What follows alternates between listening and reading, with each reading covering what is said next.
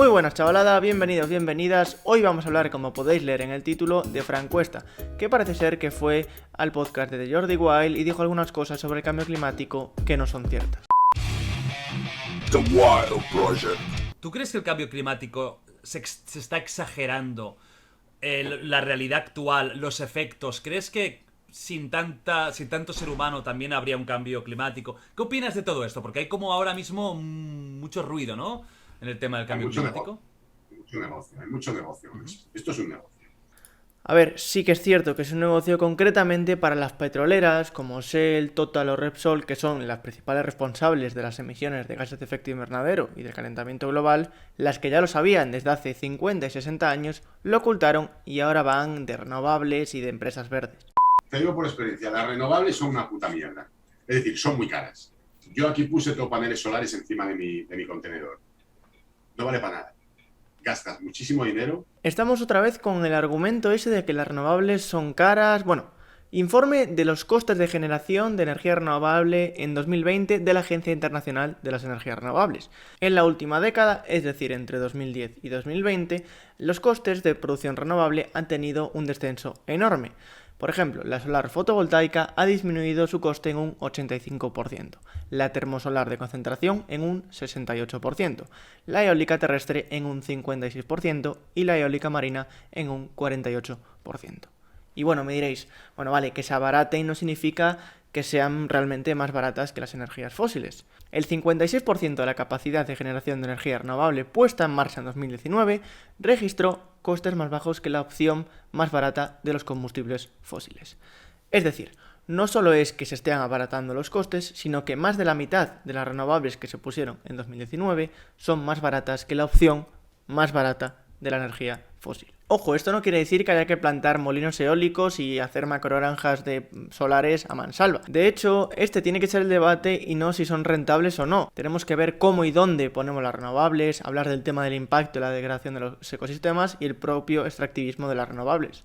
Y el tema del cambio climático, pues obviamente somos casi 8.000 millones de personas. No es lo mismo, todo va unido, es decir, entonces, más gente, obviamente más mierda. Yo siempre lo digo de la misma manera, si fuéramos 1 millón de personas, sería 1 millón de bolsas de basura al día. Pero como somos 8.000 millones de personas, son 8.000 millones de bolsas de basuras. Entonces, eso obviamente tiene una repercusión. Somos demasiada gente. Hay que tener mucho cuidado con este tipo de discursos de somos demasiados porque puede dar pie a una narrativa, a un discurso ecofascista. ¿Pero realmente somos demasiados? Bueno, pues depende de si somos de Estados Unidos, de Brasil, de China o de Europa. Y es que la contribución al cambio climático no es la misma y varía depende de dónde vivas. Existe una gran diferencia a la contribución del cambio climático entre el norte y el sur global. Es por eso que no se puede decir somos demasiados porque somos 8.000 millones de personas. De hecho, el 10% de la población con mayores ingresos genera la mitad de las emisiones. Mientras tanto, el 50% de la población más pobre genera tan solo el 7% de las emisiones. Es decir, si quitásemos a la mitad de la población más pobre, estaríamos reduciendo simplemente el 7% de las emisiones. Las renovables es un negocio, clarísimo. Sí, es cierto que es un negocio concretamente para el oligopolio eléctrico de España, en el que 5 empresas controlan el 90% del mercado eléctrico doméstico.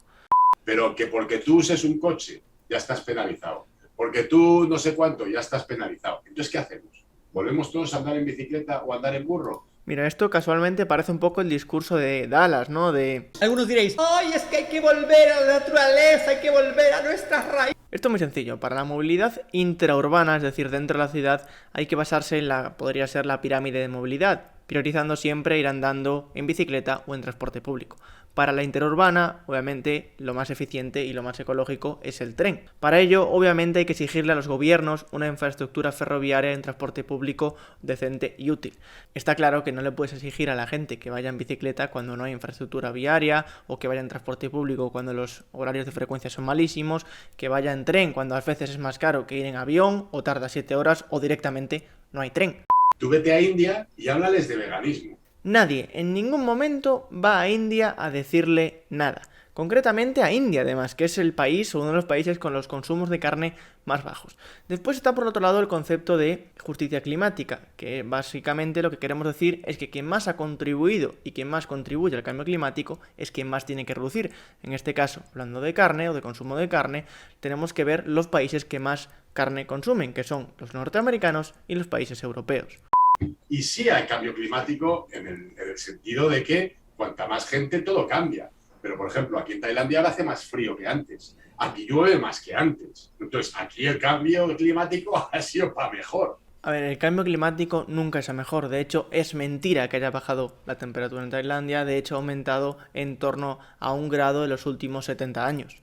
Cuando hay menos gente, pues no habrá cambio climático. Esto es, además de peligroso, prácticamente incierto. Si por lo que sea desapareciésemos mañana o hoy mismo, la temperatura de la Tierra seguiría aumentando debido a la inercia climática. Esta inercia climática se debe, entre otras cosas, a que debido a la gran cantidad de gases de efecto invernadero que ya hemos echado a la atmósfera, se han puesto en marcha procesos como el deshielo de los polos o el deshielo del permafrost, que lo que hacen es crear bucles de retroalimentación que permiten que se sigan fundiendo durante decenas o siglos. Europa es un sitio limpísimo. O sea, yo flipo porque en Europa la gente está amargada porque es que sois unos cabrones, que os estáis cargando el mundo. Pero luego miras China, Rusia, África, India, Bangladesh. Vale, vamos a ver quién ha contribuido más a las emisiones globales de dióxido de carbono históricamente. Pues tenemos a Norteamérica con un 29% de las emisiones totales, a Asia con otro 29% total, a Europa con un 33% y a África con un abrumador 3%. Y si comparamos a China y Estados Unidos, sí que es cierto que a día de hoy China es el top 1 de país que más emisiones de CO2 emite. Sin embargo, lo es solo desde 2005, y si tenemos en cuenta las emisiones acumuladas históricamente, Estados Unidos ha emitido el doble que China. Y claro, nos olvidamos de una cosa, la población de China es 4 veces la estadounidense. Si cogemos las emisiones y nos vamos a ver las emisiones per cápita, sale que un ciudadano estadounidense emite el doble que uno chino. Muy prode, como se decía, cuando estudiabas en el colegio. Muy prode. Al final del día es un negocio. ¿Quién está ganando dinero?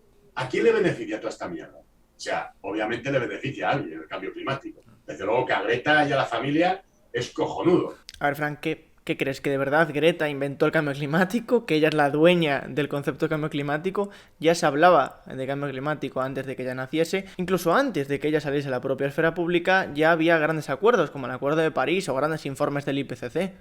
No, ¿Tú crees la que se está tierra nos matará. creando una emergencia, no? Más por tema negocio, como se ha creado con tantas cosas. Lo de la emergencia climática no va de creencias o no creencias, no es cuestión de fe, es cuestión de afrontar la realidad, y la realidad es que en 2019 más de 11.000 científicos y científicas declararon que el planeta Tierra estaba atravesando una emergencia climática. Esta emergencia climática no se refiere a que de repente la Tierra vaya a implosionar o que nos vamos a morir todos mañana, significa que tenemos que actuar ya. ¿A quién le importa realmente el cambio climático? ¿A mí? ¿No? Yeah. Es que a ti que te digan que dentro de 30 años, no sé, las flores van a ser de otro color porque no sé qué. El cambio climático no es algo del futuro, es de la hora. Los impactos los estamos viviendo a día de hoy. Ya hay aumento en las olas de calor y en las olas de frío. Ya hay aumento en los fenómenos extremos, tanto en intensidad como en frecuencia. Hay muertes prematuras por contaminación, hay migraciones por causas climáticas, hay pérdida de biodiversidad a escalas enormes. También hay ritmos de desertificación y de infertilidad del suelo brutales. Los cambios son de la hora, no hay que esperar a que venga nada del futuro. Tenemos que seguir mitigando los efectos de la crisis climática para que no sea peor en el futuro, adaptarnos a lo que no podamos mitigar y restaurar los daños y pérdidas ocasionados por el cambio climático. Y sí, los cambios obviamente no tienen que ser solo a nivel individual, sino a nivel estructural y colectivo. No sé, Jordi, invítame y hablamos. No te daré mi opinión, intentaré darte siempre que pueda los datos de los informes de la gente que trabaja esto y así esclarecer un poquito las cosas que se dijeron en tu podcast. Bueno, chavalada, pues esto fue todo. Soy Diego Ferrat, Ecodiuku. Hago directitos en Twitch los viernes a las 11 de la mañana. También os podéis suscribir en el canal y darle al like.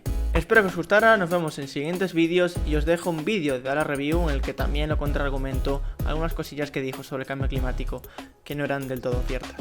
Una cosa, tenéis las referencias aquí abajo y han aparecido a lo largo del vídeo. Por favor, que nadie me venga con no, es que tu opinión no sé qué, no, es que yo creo que no sé cuánto. No, échale un ojo a la información, si tienes dudas pregúntame y estaré encantado de responder. Chao.